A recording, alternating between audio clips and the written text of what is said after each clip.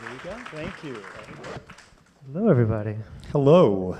Hi, Mario. Nice suit, Ken. Thank you. You look very handsome. Thank you. Unlike the last panel, we are just going to have a conversation because Mario and I Has nothing prepared. have not been prepared. And we also never have had the chance to actually do this. We spend most of our time together planning what's next and not so much reflecting on how we got there. I did promise I would at least tell people who we are. I'm Ken Fulk, and I run a design firm in New York and in San Francisco, a creative agency, and my good friend Mario Carbone. Mario Carbone, one of the three-headed monsters that own Major Food Group. And Ken's work wife. Yes, my work wife. I like that. I have a good-looking work wife. But I first met Mario more than a decade ago, and we were both sort of at this precipice, I think, of knowing we had good things, big things ahead of us, but they weren't realized yet. But so much of what we do, this talk was described as like, what is the secret sauce and what is the what makes the magic in these places, because Mario and his partners, Rich and Jeff, own and operate some of the most magical, incredible, and I think it's almost weird to call them food and beverage, even though they provide food and beverage. I think what has linked us and what has created this and what is the secret sauce, and oddly, I don't think I have another collaborator that I truly share this same weird brain with that I do as Mario, and that is the understanding that, which I understood when I was 6 years old somehow, that it's the experience that matters. Does the food have to be delicious? Yes. Does the room have to be beautiful? Yes. But it's about how you feel. And so when Mario and I, even the first time we met, we sort of started riffing on these cultural references about a mashup of imaginary things that just were sort of this reel in our heads, as if, I don't know, if Jackie O was in Stad, but in a, that went to Montana, or whatever it was, some weird, and yet we quickly understood one another and had, I can't speak for Mario, even though I kind of am, I suppose, but I didn't come from that world. I came from a relatively simple life in Virginia, yet I always had these big wide-eyed dreams of what life was supposed to be like, and I think that was our connection of sort of seeing the world through these rose-colored glasses, through this cinematic lens, and how to craft these spaces. And boy, oh boy, have you. It went, when we met, Mario and Rich and Jeff had just opened Carbone here, and it wasn't Carbone with all capitals. And we then began to think about new things, and I'll let you talk a little bit. Sorry, it's a one-sided conversation. Listen, Ken is absolutely right. There's no one else in our world that has a relationship quite like we do. It's based in great amount of trust in each other. It lives really beautifully in this ambiguous gray space where we will literally tell the story he just told. Like, I'll call him and I'll say, Ken, I think this is Aristotle Onassis walking into Lacote Pass, 1963. And he'll be like, great, hangs up the phone. That's it, like done. I'll send you a rendering. Because neither one of us wants to be that specific with each other. It's the beauty lies in the dance. The beauty lies in letting him do what he does and him letting us do what we do, and finding the through line of that whole process. Because it is more than food and beverage. You can't replace what we do on your couch. You can't Uber Eats what we do.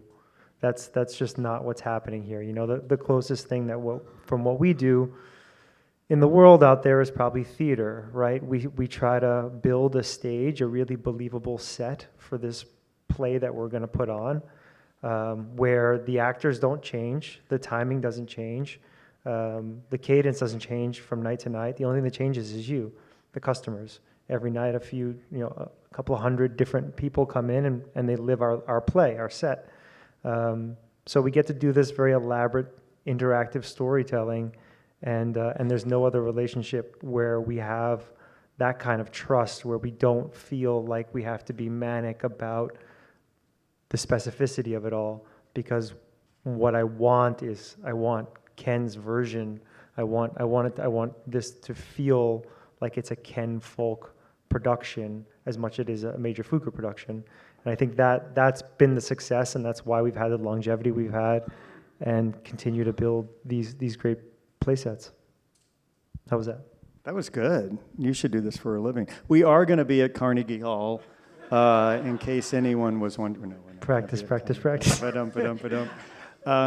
But I always describe what Major Food Group does, which I think is part of the culture and sort of the audacity, is they take things that we love, and I have a bit of this in me, which is I think why we do this dance so well together, is they take things that we're all sort of familiar with, like the idea of mid-century American Italian food, which everyone will tell you that their grandmother made the best, whatever it may be, the meatball, the manicotti, and they almost dare you to come and, somehow exceed your expectations. And it's like a tightrope that you walk around, and we keep raising that bar, I think, which is scary and fun at the same time, but it's always about, you have to deliver on all of those elements. And I think in the little description, it doesn't just talk about, it's the uniforms people are wearing, it's what it smells like, it's the calling card, it's every little detail that really crafts how you feel. Perhaps to tie it back to our neighbor Equinox, perhaps the most immersive recent example would be Zzz's, which if you don't know, Zzz's began as a real folly that was, how many people? 20 seats? No, 12? Yeah, 12, probably 12 seats, yeah. Yeah, which was really more like a private dining room that you could go into. And then when COVID happened and people went south for the winter. The land of opportunity. This is a great example, though, which is, I just saw up on the screen, which is Carbone, Miami. Before we get back to we'll get to Zzz's, but Carbone, Miami began because they decided they wanted to open a restaurant in Miami, and it was going to be Carbone. And we had some ridiculous timeline that sounded something like 6 weeks to put a restaurant together. No. But it was like 8 weeks. 8 weeks. And so they literally followed me around with a camera, phone, and recorded me on the spot spontaneously describing how we were going to take a beautifully designed Roman & Williams restaurant that was all yellow with jars of preserved lemons on the walls and turn it into an iconic Carbone. But that was just a kind of a perfect example of how we dance. But then came Zzz's, which I think really was a pivotal moment for you guys and for me, of taking this idea of belonging, of building a community like was described with Equinox, and really creating a bit of a culture and a lifestyle with Zzz's. And it certainly was the opportunity there with the energy of Miami, and bringing that here to New York into this sort of incredible 3-story space with not only a Zzz's but a private Carbone and truly immersive experiences where you can kind of write some of your own script there each night. And now moving on to more lifestyle. Tell us what's next, Mario. That's good, Ken.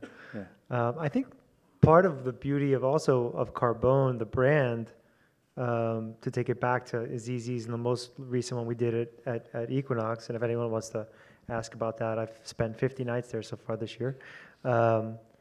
Is that no two really look alike, but they should all feel alike. So that was a really specific thing that Ken and I wanted to accomplish, was how do you go in, walk in the door of each Carbone around the world and be hit with that same sensibility without doing the cookie cutter thing where they all are identical, you know? So we knew that immediately. I think we both knew that immediately when we started to branch out, that was a really important tentpole for us. And to Ken's point, we sort of are now pushing ourselves to beat the last one, which is this maddening but beautiful game that we get to play. And the most recent one being at Hudson Yards, where it's much more of a lifestyle, which is a great challenge. A challenge I get to pose to my team, that we get to try to tackle, is what happens beyond the walls of a restaurant. If we need to take care of someone, what's the hospitality that immerses an ecosystem of this sort of club idea, where you could be coming in for any one of a dozen different reasons or more. You're having a meeting, you're having a coffee, you're watching a game in the sports bar, you're having a Japanese dinner, you're having an Italian dinner, you're celebrating something, you have the private dining room. So when all of those options become available, they're fresh challenges for us, which is great. And it'll lead us to greater things down the line, into our own hotels and hospitality, and just stretching out what that word means to us and what it means from a design perspective and what it means from an F&B. What does the word hospitality mean? How do I get to take care of somebody in a greater sense than just the 2 hours or so that they have their reservation? It's been a really great project and collaboration with not only Related and Equinox, but also with my work wife here. And we have, speaking of raising the bar, we've long dreamt of this. Yeah, please, drinking. Let's drink. I asked Mario if we could talk about this, but I was just in London this morning and was walking through yesterday a new space that we are doing, which I think speaks to the sort of chutzpah of Carbone and Major Food Group, and that is bringing Carbone to London, to Mayfair, where, you know, it's certainly ripe with design. You know, there's sort of the Annabellization of design in London to all that beautiful work that gets done.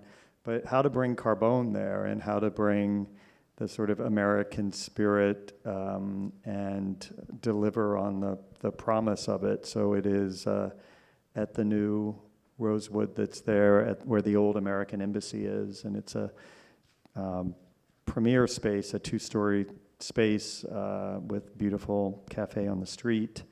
And so that is the latest and greatest. And that was an interesting one, just because I think Mario more quickly understood that it was important to bring the American point of view there and not bring a Londonized version of Carbone. So sometimes we learn together. Yeah, that neighborhood is ripe with, I don't want to say over-design, but embellished design in that neighborhood, certainly in the luxury sector of food and beverage. And I think we quickly realized that the version of Carbone that probably would do best there is the purest representation of the spirit of New York City, and that was probably what was wanted somewhere in between Thompson Street and the Cray twins, if you know those guys. I do. That's how we got it done. Of course, Ken does. He knows all my references. That's how we got to, I think, where we're headed design-wise. And it's kind of, you know, the space is a little bit funky, and sometimes that's a challenge. But when you get to design around that, which is where, in this case, it's almost entirely one floor below grade. So you're going to walk into what is invariably just going to be a grand reception and not really have much of a sense of what's below you until you get this great Ken Fulk reveal down the stairs. Very exciting, a huge bet for us at Major Food Group, a big, expensive, quadruple A London Mayfair space where anything but our best is going to be not quite an option there. Yeah. By the way, they didn't tell us we could do this, but are there any questions of us since we're here? Happy to take some if you have any. No pressure. We can keep talking because we talk all the time, but no questions? Okay. So from an operational standpoint, how do you maintain the incredible consistency of the food and beverage? Obviously from design, you're working on it together, but across all these different cities in the country, let alone London, how do you maintain that super high level that you're known for? Thank you for framing that as a compliment. We do our best. It's difficult, and it can be maddening at times when I even experience things that aren't the way I want them to be.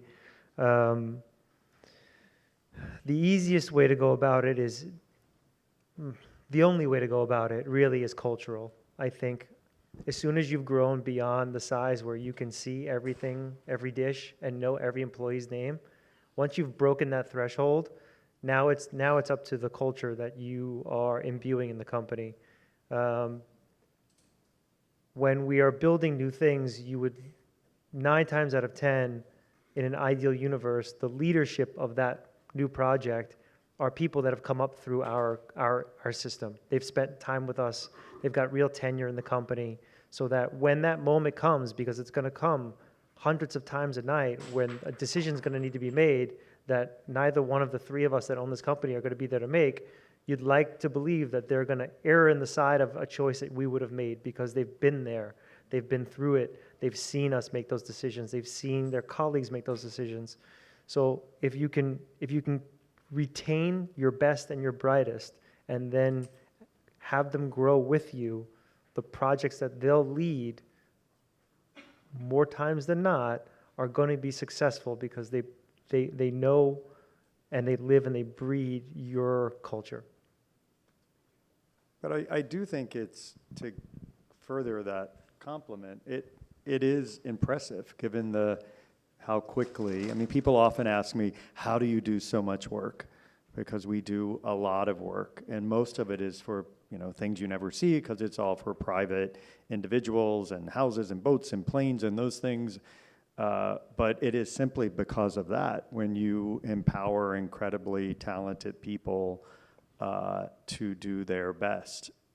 But it is, I think, so impressive that you're able to be on multiple continents and operate truly at an incredible and an impressive level that I think others stand back and marvel at, and I even do. I walk into them, and I can't tell you really a time that I've had a dining experience where I've really ever been disappointed across multiple properties and concepts, and that's so hard to pull off. And so I think it's what makes you exceptional. And I think when people look back and you think, oh, it's this meteoric rise, but it really did begin here in this city, and the roots of it were so good and strong. And the 3 of you, who are not on the stage, Rich and Jeff, they could not be more different. Jeff is Jeff. If you ever meet Jeff, he is an interesting human, literally larger than life. And Rich is this savant and quirky and wonderful and kind, but they're all utterly different. Yet it is staggering. Do you marvel at it? Do you wonder, how do you find that equilibrium of how much you can do? And we spend, I think, like all entrepreneurs, I think you spend most of your time on the things that are going wrong. So you don't really have too many moments to step back and say, oh, look at all the things that are going right. Because you're consumed by all the things that aren't, because that is your job. And at times, you can get a little beat up by it as you grow, and you wonder how you're going to figure all these things out and hire all these people that you need to.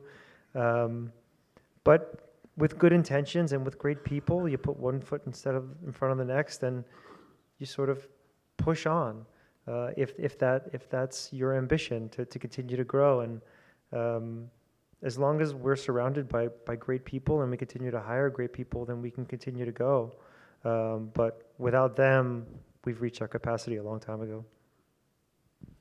I wish you could record, or maybe we should have. I got to sit in a couple of times on your opening, your sort of pre-service team meetings, which they bring the whole staff in and lead. It is pretty it's intense and exciting, but I wish we had recorded that, because it's like They're pretty I don't know. identical too from all properties. They all pretty much all Yeah. do it exactly the same I way. witnessed it at ZZ's, and it is exciting and rah-rah and participatory, and it's like you're in a troupe for sure. Does anyone else have any questions? Sure. I'm intrigued by the comments you made about, I'll call it like the original consistency, of the language or the food, beverage, the service. Ken, can you talk a little bit more about how you view your design process to create these spaces that are both consistent and original and experiential? It's easy to think about Carbone because it is the one brand that, we've done others of the others, but Carbone being the sort of flagship. And that one has been easy because Mario and I do indeed, it bears his name, but we do indeed sort of at our core understand what it is.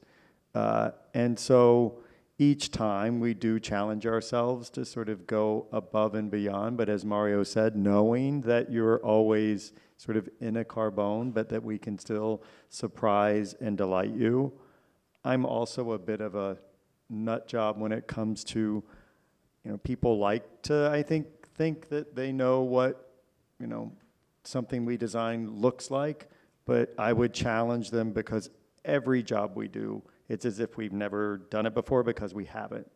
And so I refuse to let us repeat things. And so to see the same thing again and again, I couldn't bear it. And I think it's why I love my job. It is that entrepreneurial thing, because it's like you're starting something new each time. You're launching a new concept, and so you never grow tired of it. But yet, there's that demand, much like with the food and across the experience, that demand for excellence. And kind of not accepting less. It also means, much as Mario was explaining, that you spend your life being a critic.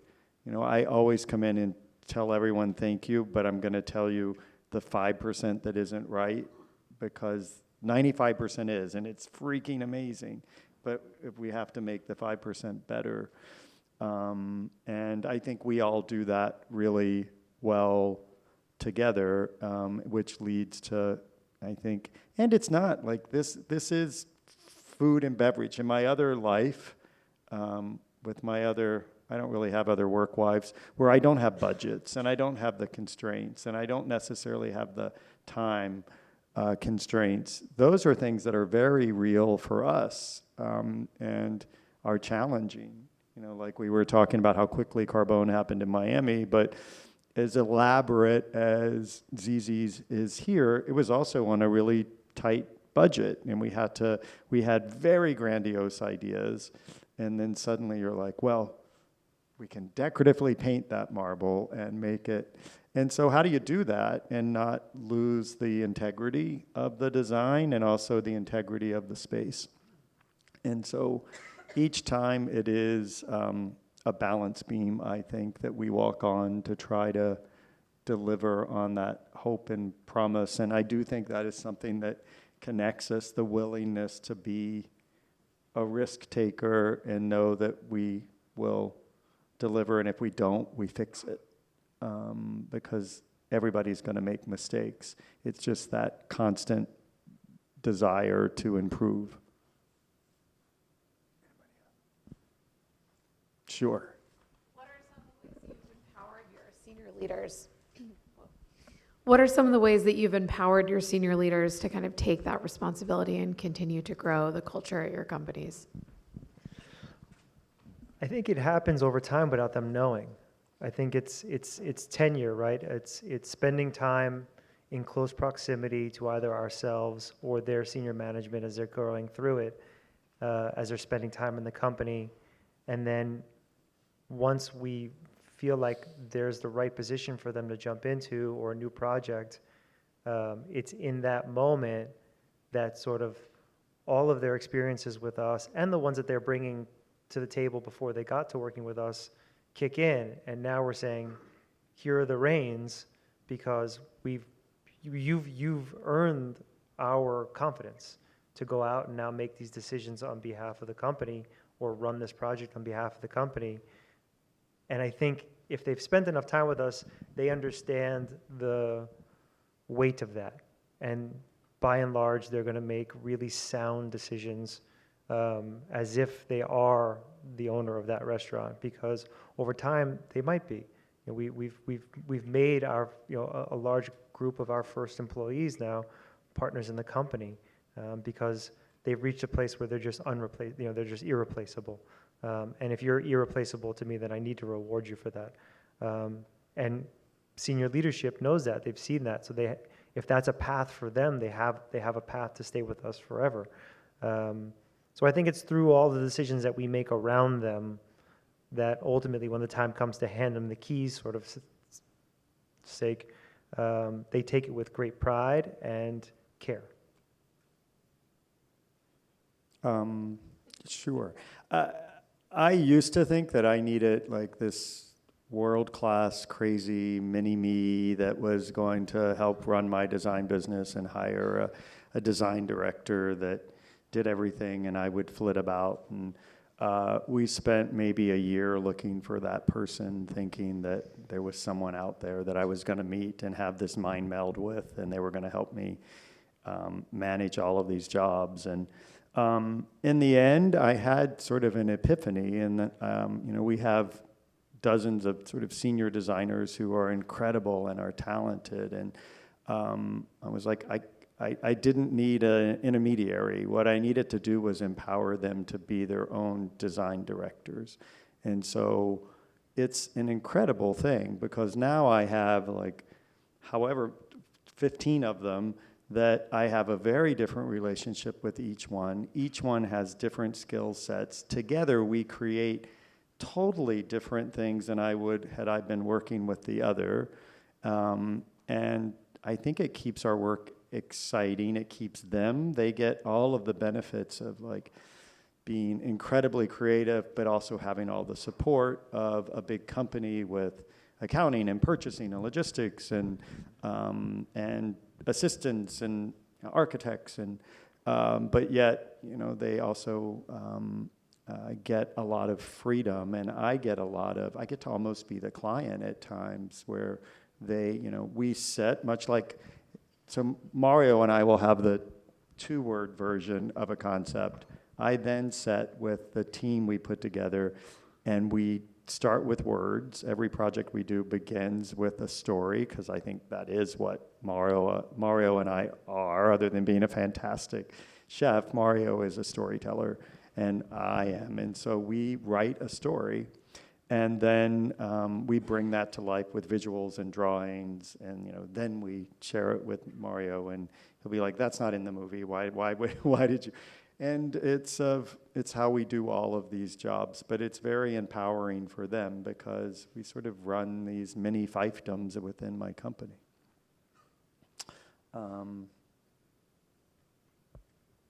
Yes. Is it always the same team that works with? No. He was asking if it's the same team that works. Certainly there's familiarity and people who have worked on jobs, but intentionally we will change teams, sometimes out of practicality of who is available based on when a project will happen, but also to bring new life, new blood, new ideas to something. The continuity is nice at times. So yes. I wanted to take a second to actually really thank Mario, who agreed to do this with me just because he is my work wife. I don't think he even knew what he was signing up for, and without hesitation agreed to come and spend time with us. I know how busy I am. Mario is literally like often in his chef whites making the meal you're going to eat. He's not just the handsome guy in a beautiful suit. He is, and by the way, have you seen the sauces on the shelves in every major good food market? Part of his empire, but you walk the walk, so thank you for taking the My time. pleasure. 'Cause Anything for you, Ken. you make me look lazy, I think. So I'm very grateful, Mario. Thank you. Of course. Here's to Mario. Thank you.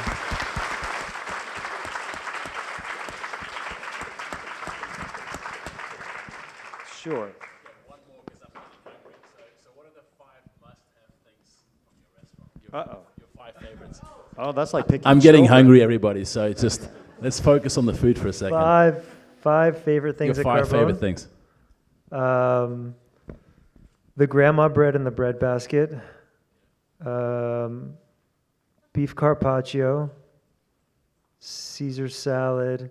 We kind of have a number one meal, which is like if you run all the classics down, you get a full meal.